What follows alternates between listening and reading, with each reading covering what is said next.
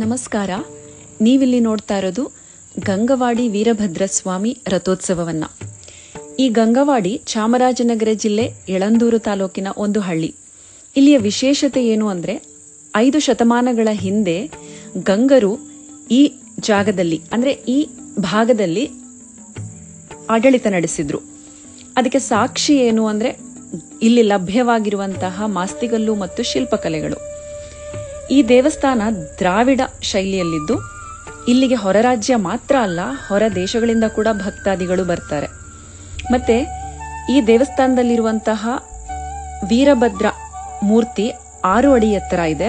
ಅದನ್ನ ನಿರ್ಮಾಣ ಮಾಡಿಸಿದವರು ಶಾಂತ ಮಹರ್ಷಿಗಳು. ಅವರ ತಪೋಭೂಮಿಯಾಗಿದ್ದಂತಹ ಗಂಗವಾಡಿಯಲ್ಲಿ ಈ ವೀರಭದ್ರ ವಿಗ್ರಹವನ್ನ ಕೆತ್ತಿಸಿ ನಿರ್ಮಾಣ ಮಾಡಿಸಿದ್ದಾರೆ.